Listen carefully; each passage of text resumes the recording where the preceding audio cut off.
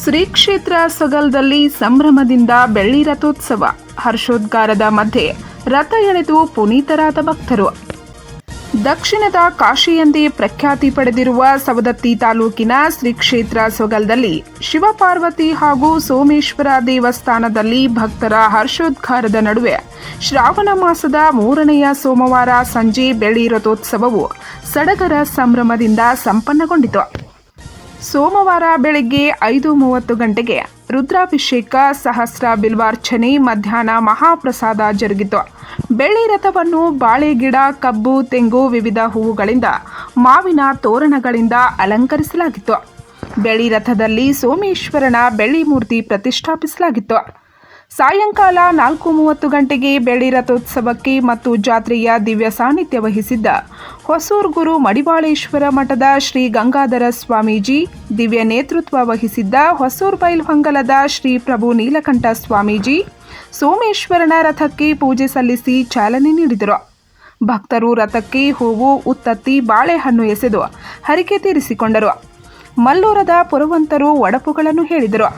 ಒಡಪು, ನಂದಿಕೋಲು, ವಿವಿಧ ವಾದ್ಯಮೇಳಗಳಿಂದ ರಥ ಕ್ಷೇತ್ರದ ಗಿರಿಜಾ ಕಲ್ಯಾಣ ಮಂಟಪದಿಂದ ದೇವಸ್ಥಾನದವರೆಗೂ ಸಾಗಿದಾಗ ಭಕ್ತರು ಹರ ಹರ ಮಹಾದೇವ ಎನ್ನುತ್ತಾ ರಥವನ್ನು ಭಕ್ತಿಯಿಂದ ಮುಂದೆ ಎಳೆದರು.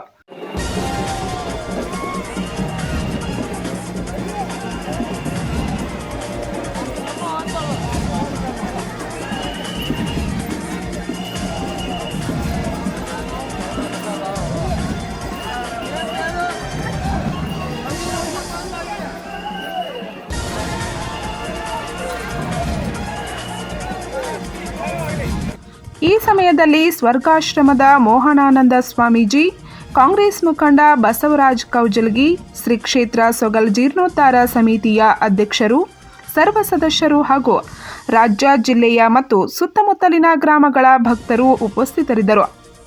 ಪ್ರಧಾನ ಅರ್ಚಕರು ಪ್ರಾರ್ಥಿಸಿದರು.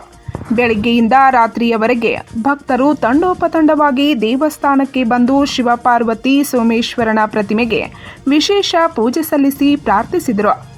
ಭಕ್ತರು ಬೆಳ್ಳಿ ರಥಕ್ಕೆ ನಮಿಸಿ ಸೆಲ್ಫಿ, ಗ್ರೂಪ್ ಆಫ್ ಕುಟುಂಬದ ಸದಸ್ಯರ, ಸ್ನೇಹಿತರ ಜೊತೆ ಫೋಟೋ ತೆಗೆಸಿಕೊಳ್ಳುವ ದೃಶ್ಯ ಸಾಮಾನ್ಯವಾಗಿತ್ತು. ಕುಟುಂಬದ ಸದಸ್ಯರು ಸ್ನೇಹಿತರ ಜೊತೆಗೂಡಿ ರಭಸದಿಂದ ಧುಮುಕುವ ಜಲಪಾತದಲ್ಲಿ ಸ್ನಾನ ಮಾಡಿ ದೇವರ ದರ್ಶನ ಪಡೆದು ಸವಿ ಭೋಜನ ಸವಿದು ಶ್ರಾವಣ ಸೋಮವಾರವನ್ನು ಸೋಮೇಶ್ವರನ ಸನ್ನಿಧಿಯಲ್ಲಿ ಕಳೆದು ಪುನೀತರಾದರು. ಪಂಚ್ ನ್ಯೂಸ್ಗಾಗಿ ಸೊಗಲದಿಂದ ಉಮೇಶ್ ಬೋಗೂರ್.